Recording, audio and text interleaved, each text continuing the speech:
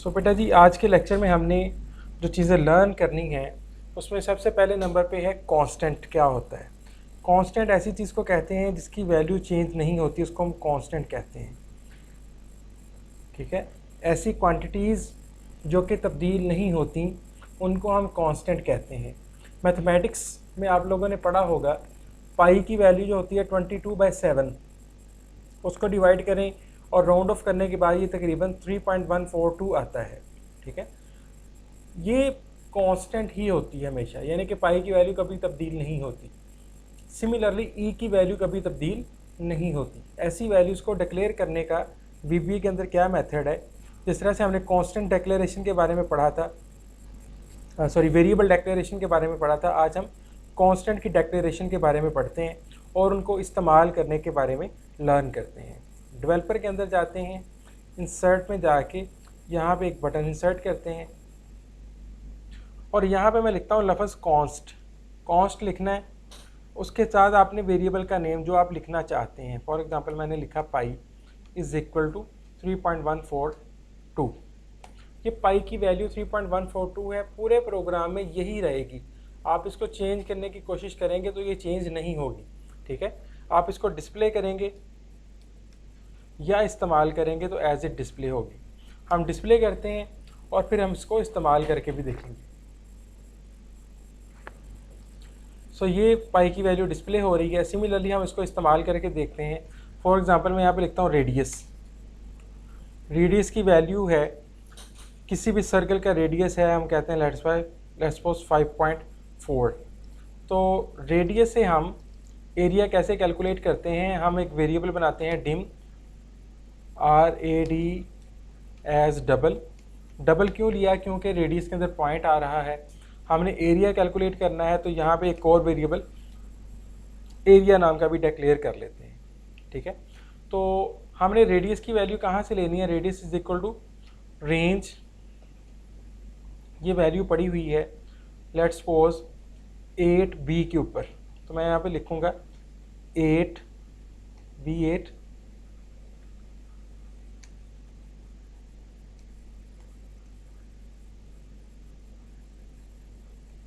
Dot value. तो ये value radius के अंदर आके स्टोर हो जाएगी। उसके बाद मैंने एरिया कैलकुलेट करना है, तो एरिया इज इक्वल टू होता है पाई मल्टीप्लाइड बाय रेडियस का स्क्वायर। ठीक है, तो ये एरिया कैलकुलेट हो जाएगा। उसके बाद मैं इसको डिस्प्ले कर दूंगा। फॉर एग्जांपल मैं कहता हूँ, इसको मैं शो कर देता हूँ B9 के ऊपर, B9 dot value is equal to area.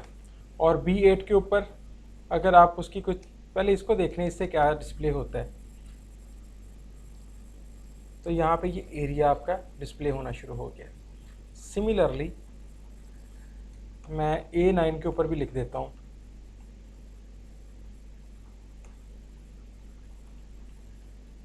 यहाँ पे मैंने एरिया लफ्ज़ ही लिखा है लेकिन मैंने उसको डबल कोट के अंदर लिखा है।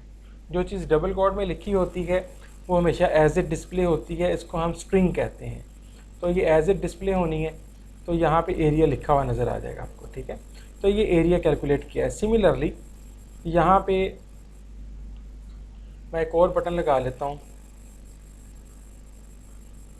इस बटन का काम जो है ना वो सर्कमफ्रेंस कैलकुलेट करना है, लेकिन यहाँ पे हम डायामीटर दिया हुआ है हमको। डायामीटर लेट्स सपोज 15 सेंटीमीटर या मीटर में जो भी। तो अगर इस बटन की कोडिंग में देखूँ, यहाँ पे मैं लिखूँगा pi const pi is equal to 3.14, constant declare कर दिया। उसके बाद मैं लिखता हूँ डिम, आपने डायमीटर लिया है उसको डी कह दें, फिर आपने उसका रेडियस निकालना है। जब तक डायमीटर को रेडियस में कन्वर्ट नहीं करेंगे कोई भी चीज़ कैलकुलेट नहीं होगी। फिर आपने सर्कमफ्रेंस कैलकुलेट करना है, एरिया चाहे तो वो भी कैलकुलेट कर सकते हैं, लेकिन फ़िलहाल हमने सर्कमफ्रेंस कैलकुलेट करना है क्योंकि एरिया का फार्मूला हम ऊपर इस्तेमाल कर चुके हैं। एज डबल लिया क्योंकि इसके अंदर पॉइंट के चांसेस होते हैं। तो डायमीटर की वैल्यू लेनी है हमने रेंज B12 से डॉट वैल्यू B12 की वैल्यू D के अंदर आ जाएगी तो R किसके बराबर होगा, D/2 के। तो रेडियस कैलकुलेट हो जाएगा। आफ्टर कैलकुलेटिंग रेडियस हमने क्या कैलकुलेट करना है, सर्कमफ्रेंस। तो circumference is equal to 2 multiplied by pi multiplied by R। ये कैलकुलेट हो गया। उसके बाद आप इसको डिस्प्ले कर दें रेंज B13 पे, dot value is equal to circumference. तो ये डिस्प्ले हो जाएगा। रेंज A13 के ऊपर आप लिख दें dot value is equal to circumference.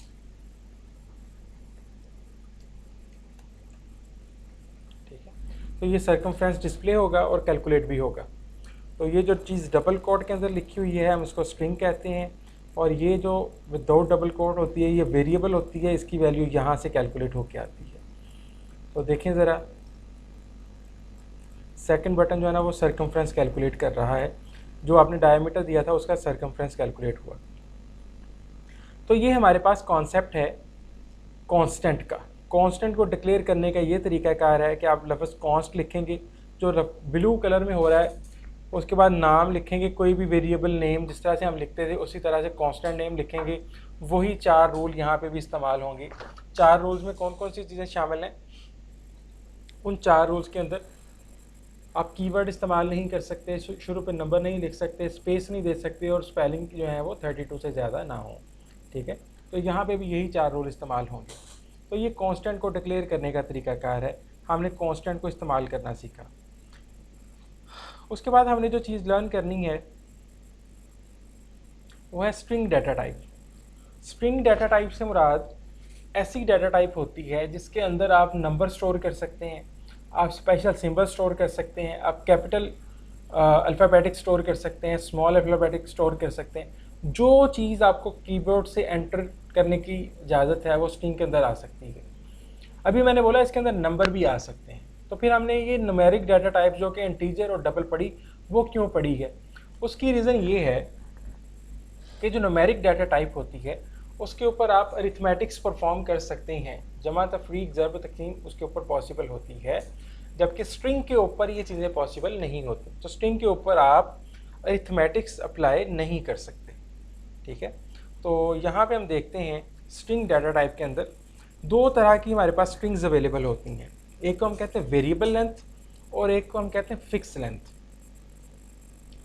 अगर हम रोज़मर्रा में देखें तो हमारे पास यही 2 तरह की स्ट्रिंग्स होती हैं। जिस तरह से आपका CNIC है, पहले 5 डिजिट, फिर डैश, फिर 7 डिजिट, फिर डैश, फिर 1 डिजिट। तो ये वेरिएबल उसकी लेंथ है, ये फिक्स है।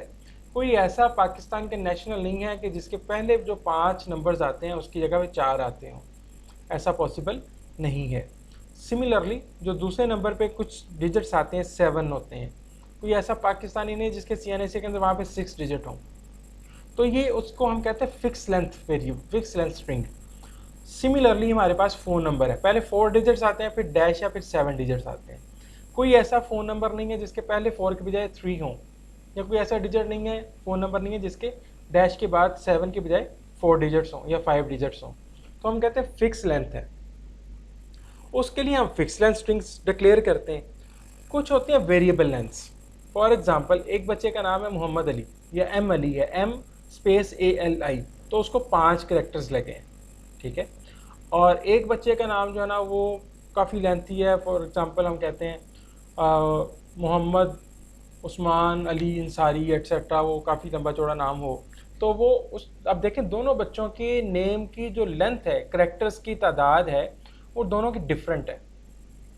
तो हम ये कहते हैं कि जो वेरिएबल्स होते हैं, जो स्ट्रिंग्स होती हैं वो 2 तरह की हैं। एक वो है जिनकी लेंथ फिक्स होती है, दूसरी वो है जिनकी लेंथ फिक्स नहीं होती। हम दोनों को डिस्कस कर लेते हैं। फिक्स लेंथ से मुराद ये है कि आप कंडीशन लगा सकते हैं। अभी किसी बंदे ने अपना फ़ोन नंबर लिखा है तो गलती से 1 डिजिट कम लिख दिया है, तो हम उसके ऊपर कंस्ट्रेंट्स लगा सकेंगे आगे जाके कि उसने अपना जो फ़ोन नंबर है वो प्रॉपरली नहीं दिया। फिक्स लेंथ का नुकसान भी है। फॉर एग्ज़ाम्पल आपने फ़िक्स कर दी हैं 50 कैरेक्टर्स फॉर नेम, नाम के लिए आपने 50 बाइट जगह फिक्स कर दी है।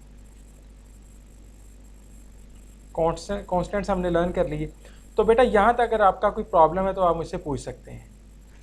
बेटा यहाँ तक आपको कोई प्रॉब्लम है, कोई इशू है तो आप मुझसे पूछ सकते हैं।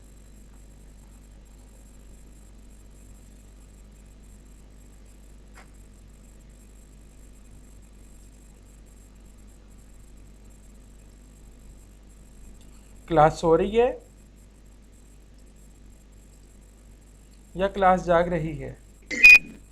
जी सर। नहीं सर, जाग रहे सर, सुन रहे हैं। सुन रहे हैं? चलें बेटा जी, फिर अगर आपका क्वेश्चन नहीं है तो आगे मूव करते हैं। आगे हम एक इंटरेस्टिंग चीज़ के बारे में लर्न कर रहे हैं। This is simple input and output in VBA। आज हम इनपुट बक्स के बारे में पढ़ेंगे। इनपुट बक्स क्या काम करता है पहले उसके बारे में लर्न करते हैं, फिर इसके इस्तेमाल के ऊपर आएंगे। इनपुट बक्स यूज़र से वैल्यू लेता है और आपके एक वेरिएबल के अंदर स्टोर कर देता है। दोबारा स्टेटमेंट सुने, यूज़र से एक वैल्यू लेता है और आपके वेरिएबल के अंदर स्टोर कर देता है। ठीक है, हमने असाइनमेंट स्टेटमेंट में पढ़ा था कि लेफ़्ट से वैल्यू उठा के, राइट से वैल्यू उठा के लेफ़्ट पे डाल दी जाती है, यानी कि ये हमेशा राइट साइड पे आएगा इनपुट बक्स। और ये किस टाइप की वैल्यू देगा? जो इनपुट बक्स है वो हमेशा स्ट्रिंग टाइप की वैल्यू देता है। इनपुट बक्स हमेशा स्ट्रिंग टाइप की वैल्यू देता है। Input box always give you a value in string data type. ठीक है, ये दो बातें याद रखनी है। पहले नंबर पे कि इनपुट बक्स जो है वो एक फंक्शन है। इनपुट बक्स एक फंक्शन है जो कि यूज़र से वैल्यू लेके आपके वेरिएबल के अंदर स्टोर कर देता है। और दूसरे नंबर पे ये याद रखना है कि ये जो वैल्यू स्टोर होती है ये आपकी स्ट्रिंग डाटा टाइप की होती है। अभी हम इसके बारे में अंडरस्टैंड करते हैं। देखें जी, मैंने एक वेरिएबल लेंथ स्ट्रिंग बनाई है। तो इसके अंदर मैं अगर इनपुट बक्स से वैल्यू लेना चाहता हूँ तो मैं क्या लिखूँगा? Name is equal to input box. ये सिर्फ स्ट्रिंग डाटा टाइप देता है। यहाँ पे आपने कुछ लिखना है, लेट्स सपोज योर नेम। अभी इसके बारे में डिस्कस करते हैं कि ये क्या लिखा है हमने। ये लिख के आपने इसको रन करना है तो आपके सामने इनपुट बक्स आएगा। दिस इंटरफेस, ये वाला जिसको मैं मूव कर रहा हूँ, this interface is known as input बक्स।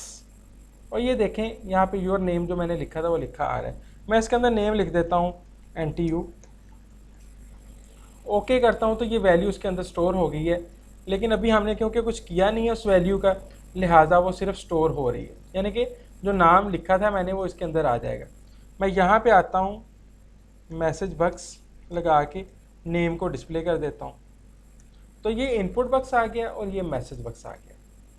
देखें जी, इनपुट बक्स से नाम हमने लिखा नेशनल टेक्सटाइल यूनिवर्सिटी। ओके किया तो ये नेशनल टेक्सटाइल यूनिवर्सिटी आ गया। ठीक है, तो ये एक इनपुट बक्स इस्तेमाल हुआ है और दूसरा आउटपुट बक्स इस्तेमाल हुआ है। इनपुट बक्स यूज़र से वैल्यू लेता है, आउटपुट बक्स मैसेज डिस्प्ले करता है। इनपुट बक्स सिर्फ और सिर्फ स्ट्रिंग वैल्यूज़ देता है आपको। ठीक है, तो देखें इस इनपुट बक्स ने जो वैल्यू थी उठा के आपको यहाँ पे दे दी। अभी ये भी एक फंक्शन है जहाँ पे आपको ये ब्रैकेट्स नज़र आती है ना, ये वाली छोटी वाली brackets, these are called functions. तो ये भी एक फंक्शन है, ये भी एक फंक्शन है। ठीक है, तो इस फंक्शन, जो भी फंक्शन होता है ना, उसके कुछ रिक्वायरमेंट्स होती हैं। उन रिक्वायरमेंट्स को हम पैरामीटर का नाम देते हैं। उन रिक्वायरमेंट्स को हम पैरामीटर का नाम देते हैं। ठीक है, तो इसके जो पैरामीटर है ना, जैसे ही मैं इसकी ब्रैकेट ओपन करता हूँ तो इसकी लिस्ट ऑफ पैरामीटर्स आते हैं। Prompt, title, default, x position, y position, help file, context as string. देखिए यहाँ पे भी लिखा हुआ है कि ये जो डाटा आना है आपके पास किस फॉर्मेट में आना है? स्ट्रिंग फॉर्मेट में आना है। अच्छा, सबसे पहला जो लफ्ज़ आपको नज़र आ रहा है, this is called prompt. Prompt से मुराद होता है मैसेज, जो चीज़ आप डिस्प्ले करना चाहते हैं, दिस इज़ कॉल्ड प्रॉम्प्ट। आप यहाँ पे लिख दें एंटर योर नेम, ठीक है। ये डबल कोट के अंदर आता है हमेशा, ठीक है। जो प्रॉम्प्ट होता है, जो मैसेज होता है, ये हमेशा डबल कोट में आना है और ये ज़रूरी है, इसके बगैर आपका प्रोग्राम नहीं चलता। मैं इसको बंद करता हूँ, प्रोग्राम को रन करके देखते हैं। तो यहाँ पे लिखा हुआ है एंटर योर नेम। ये मैंने दानिस्ता तौर पे यू छोटा लिखा था, वाई छोटा लिखा था और एन बड़ा लिखा था, ताकि आपको पता चले जो आपने मैसेज दिया वो एज इट यहाँ पे डिस्प्ले हो रहा है। ओके, यहाँ पे मैं लिख देता हूँ कुछ भी, तो ये उसने डिस्प्ले कर दिया। अच्छा, प्रॉम्प्ट के बाद जब मैं कॉमा लगाता हूँ तो दूसरा मेरे पास पैरामीटर ओपन होता है। इस पैरामीटर को हम कहते हैं टाइटल। टाइटल से क्या मुराद होता है, इसमें मैं लिख देता हूँ, ये भी डबल कोट में लिखना होता है आपने, फर्स्ट प्रोग्राम, ठीक है। प्रॉम्प्ट भी डबल कोट में लिखना है, टाइटल भी डबल कोट में लिखना है। ये दो चीज़ें मैंने दी। मैं रन करता हूँ इसको, तो इसको ध्यान से देखें, ये आपका प्रॉम्प्ट है और ये आपका टाइटल है, first program. This is your title first program और दिस इज़ योर प्रॉम्प्ट। तो ये दो चीज़ें आपके मैसेज बॉक्स के ऊपर डिस्प्ले होती हैं।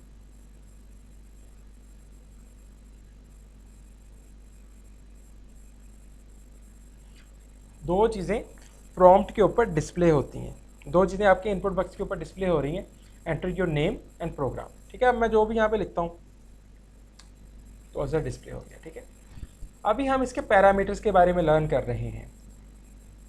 एंटर योर नेम हो गया, एंटर योर फर्स्ट प्रोग्राम हो गया। मैं फिर कॉमा लगाता हूँ तो कहते हैं डिफ़ॉल्ट वैल्यू दे दें। डिफ़ॉल्ट वैल्यू जब आप कैलकुलेटर ओपन करते हैं तो 0 लिखा आ रहा होता है वहाँ पे, दिस इज़ डिफ़ॉल्ट वैल्यू। जब आप मोबाइल फ़ोन का अलार्म ओपन करते हैं तो बाय डिफ़ॉल्ट वहाँ पे 900 लिखा होता है, दिस इज़ डिफ़ॉल्ट वैल्यू, ठीक है। तो डिफ़ॉल्ट वैल्यू से मुराद है कि अगर कुछ भी ना यूज़र दे तो वो लिखा है। फॉर एग्जाम्पल मैं 0 लिख देता हूँ, इसको मैं ओपन करता हूँ तो ये 0 आपको यहाँ पे लिखा नज़र आ रहा है ऑलरेडी, ठीक है। यहाँ पे आप जो भी लिखेंगे वो उसकी डिफ़ॉल्ट वैल्यू होगी। यहाँ पे आप 10,000 लिख दें, वो उसकी डिफ़ॉल्ट वैल्यू 10,000 है। ओके करेंगे तो वही डिस्प्ले हो जाएगी, यानी कि अगर चेंज नहीं करेंगे तो प्रोग्राम उसी के साथ प्रोसीड करेगा।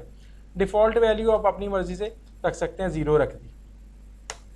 फिर कॉमा लगाया तो x position and Y position, ये है आपका जो इनपुट बक्स है उसने किस जगह पे डिस्प्ले होना है। फॉर एग्जांपल मैं इसको कह देता हूँ 100 और y की वैल्यू भी कह देता हूँ 100। तो देखें इसकी पोजीशन क्या बनती है, ये कुछ यहाँ पे डिस्प्ले होगा, देखें ये यहाँ पे चला गया, ठीक है। इसकी पोजीशन को हम कंट्रोल कर सकते हैं। बाज़ लोग होते हैं ना, उन्होंने इधर से डाटा देख के एंटर करना है, इस पोजीशन से यहाँ से डाटा देख के तो यहाँ पे वो एंटर कर देंगे, ठीक है। तो हम इसकी पोजीशन को सेट कर सकते हैं। वो पोजीशन देखते हैं जी, X position and Y position. फिर कॉमा लगाते हैं तो फिर आपके पास हेल्प फाइल और कॉन्टेक्स्ट वगैरह आता है, उसकी हमें ज़रूरत नहीं है। अच्छा, हमने 5 चीज़ें लिखी हैं। हमने लिखा प्रॉम्प्ट, हमने लिखा टाइटल, हमने दी डिफ़ॉल्ट वैल्यू, हमने एक्स पोजीशन और हमने वाई पोजीशन दी, ठीक है। अब हम देखते हैं कि इनमें से कौन सा है ज़रूरी जिसके बगैर प्रोग्राम नहीं चलता। ये ज़रूरी है, यहाँ पे भी लिखा होगा, इसको पढ़ेंगे तो आपको पता चल जाएगा कि जो प्रॉम्प्ट है ना वो पैरामीटर नेसेसरी वाला है, ठीक है। The prompt is only required parameter that must be pass. Prompt के बगैर इनपुट बक्स नहीं चलता। फॉर एग्जांपल मैं, आप कहते हैं प्रॉम्प्ट के बगैर नहीं चलता, मैं इसके बगैर चलाना चाहता हूँ, मैं इसको यहाँ से लेके यहाँ तक डिलीट कर दूँगा। अब देखिए 2 कॉमाज आ गए, इसका मतलब मैंने इसको टाइटल कोई नहीं देना। देखें बगैर टाइटल के रन हो जाएगा। ये देखें माइक्रोसॉफ्ट लिखा आ गया ऊपर। अगर मैं टाइटल देता तो वो टाइटल लिखा आना था। मैं यहाँ पे टाइटल दे देता हूँ, पाकिस्तान लिख दिया, अब वो टाइटल डिस्प्ले करेगा। ये टाइटल डिस्प्ले कर दिया उसने ऊपर, ठीक है।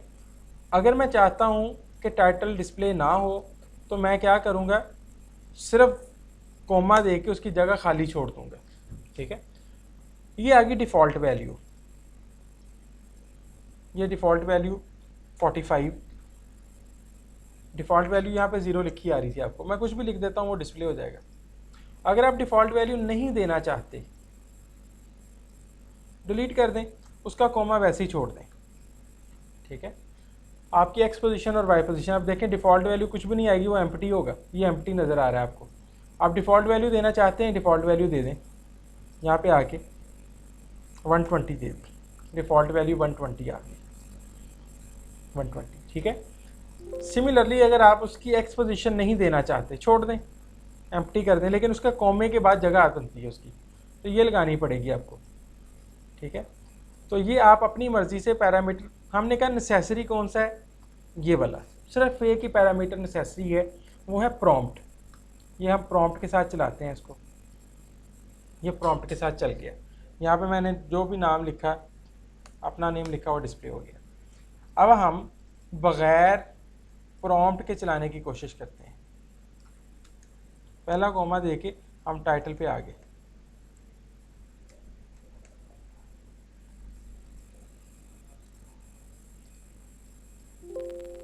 वो एरर जनरेट कर रहा है कि जो आपने आर्गुमेंट, जिसको हम पैरामीटर कहते हैं, प्रोग्रामिंग में आर्गुमेंट और पैरामीटर से एक ही मतलब होता है। वो कहता है कि वो अवेलेबल नहीं है, वो कहता है कि ऑप्शनल नहीं था, आप उसको छोड़ नहीं सकते थे। यहाँ पे लिखूँगा एंटर योर कंप्लीट नेम, ठीक है। तो ये डिस्प्ले होगा तो आपका इनपुट बॉक्स चलेगा, ये डिस्प्ले नहीं होगा तो इनपुट बॉक्स नहीं चलेगा, ठीक है। अब ये देखें, ये मैंने दो ही पैरामीटर पास किए हैं,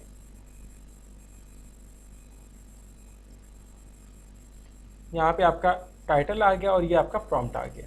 अगर मैं चाहता हूँ कि आपकी डिफ़ॉल्ट वैल्यू ना आए, इस कॉमे के बाद डिफ़ॉल्ट वैल्यू आनी थी, वो मैंने छोड़ दी, दूसरा कॉमा लगा के एक्स पोजीशन पे चला गया।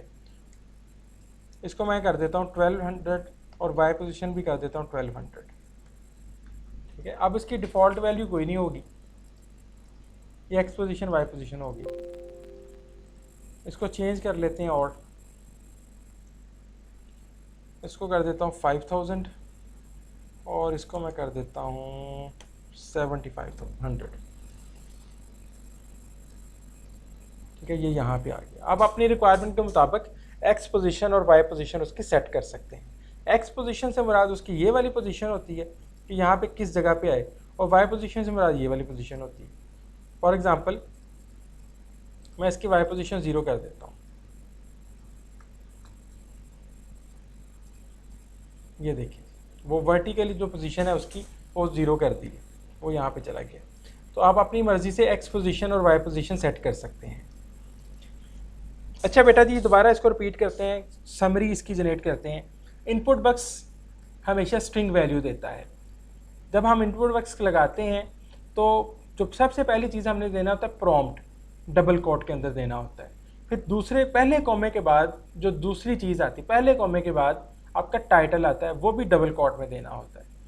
फिर दूसरे कॉमे के बाद आपकी डिफ़ॉल्ट वैल्यू आती है, तीसरे कॉमे के बाद एक्स पोजीशन आती है, चौथे कॉमे के बाद वाई पोजीशन आती है, ठीक है। तो ये हमारे पास इनपुट बॉक्स के जो पैरामीटर जिनको हमने इस्तेमाल करना है, ठीक है। तो इनमें मैंडेटरी कौन सा है, पहले वाला जिसको हम कहते हैं प्रॉम्प्ट, वो आएगा तो प्रोग्राम चलेगा, वो नहीं आएगा तो प्रोग्राम नहीं चलेगा। अच्छा बेटा जी, मुझे कुछ बच्चे यहाँ पे बता सकते हैं? Yes sir. सो बेटा जी, जो जहाँ पे हमको ज़रूरत होती है कि हम यूज़र से डाटा टाइप, यानी कि कोई और डाटा टाइप है, इंटीजर है या लॉन्ग है या डबल है, कोई और डाटा टाइप की वैल्यू लें, तो वो हम कैसे लेते हैं, उसकी ज़रा एक एग्जांपल देख लें। हम करते हैं dim radius as double. Radius की वैल्यू हमने यूज़र से लेनी है। मैं अगर इनपुट बॉक्स लगाता हूँ, यहाँ पे मैं लिख देता हूँ इंटर रेडियस, यहाँ पे मैं लिख देता हूँ एरिया कैलकुलेटर, यहाँ पे मैं लिख देता हूँ डिफ़ॉल्ट वैल्यू उसकी 0,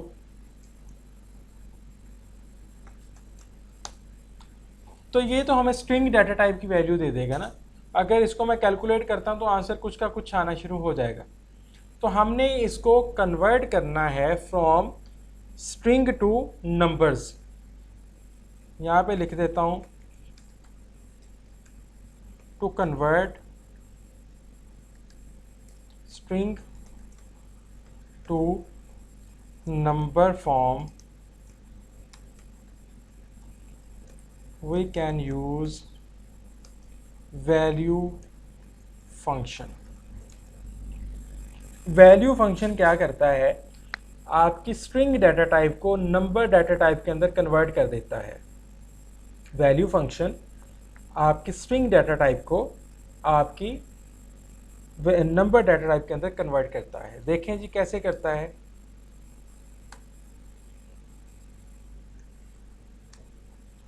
वैल्यू फंक्शन लगा दिया और यहाँ पे ख़त्म कर दिया। अब ये जो यहाँ से लेके यहाँ तक हमें आंसर मिला था वो स्ट्रिंग था, लेकिन वैल्यू फंक्शन ने उस स्ट्रिंग को कन्वर्ट कर दिया है इनटू नंबर फॉर्म। अब आप उससे कैलकुलेट कर सकते हैं एरिया। एरिया कैलकुलेट करना है तो area is equal to value function, area is equal to radius, pi होता है 3.14 multiplied by R multiplied by R, और उसके बाद मैं मैसेज बॉक्स के ऊपर डिस्प्ले कर देता हूँ एरिया। तो देखें ये प्रोग्राम कैसे वर्क करता है। यहाँ पे मैंने रेडियस लिखा 6.5.4, ये रेडियस लिखा हुआ था ना, यही वाला आंसर आना चाहिए।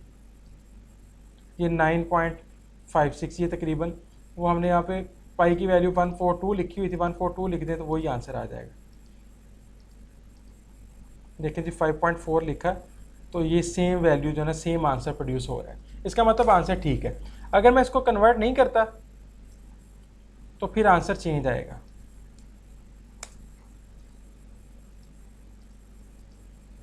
फाइव 5.4 लिखता हूँ तो आंसर, अभी वो उसको कन्वर्ट कर रहा है एक्सप्लिसिट ऑप्शन की वजह से, ठीक है। तो आप देखेंगे आगे जाके अगर आपने इनपुट फंक्शन इस्तेमाल नहीं किया तो आंसर जो है ना वो डिफरेंट का डिफरेंट होता जाएगा। तो इस वजह से आप वैल्यू का फंक्शन इस्तेमाल करते हैं for the conversion purpose. Value of input box, अगर मैं इसको कोई वैल्यू देता हूँ 6.78 तो ये उसका एरिया कैलकुलेट करके दे रहा है। तो ये हमारे पास इनपुट बक्स की एग्जांपल होगी। देखें ये हमारे पास टाइटल है, ये हमारे पास प्रॉम्प्ट है, ये डिफ़ॉल्ट वैल्यू है, और इसको मैं कोई वैल्यू दे देता हूँ। ये इनपुट बक्स से वैल्यू गई और वैल्यू जाते ही कन्वर्ट होगी नंबर फॉर्म में, और ये आपका आंसर आउटपुट बक्स के ऊपर डिस्प्ले हो गया, ठीक है। तो ये हमारे पास इनपुट बक्स था। इनपुट बक्स के बारे में आप लोगों से कल की क्लास में क्वेश्चन होंगे। अगर आप लोगों ने उनको रिस्पॉन्ड नहीं किया, आपकी पहली सेशनल एक्टिविटी में 0 नंबर लग जाएगा, ठीक है। आपने कल की जो है ना वो एक्टिविटी में अगर रिस्पॉन्ड नहीं किया इनपुट बक्स के ऊपर, आपकी फर्स्ट एक्टिविटी सेशनल में 0 नंबर लगता जाएगा, ठीक है। चाहे आप वो क्विज़ दें चाहे क्विज़ ना दें, आपके 0 नंबर लगेंगे। इसका मतलब है आप क्लास में सो रहे हैं।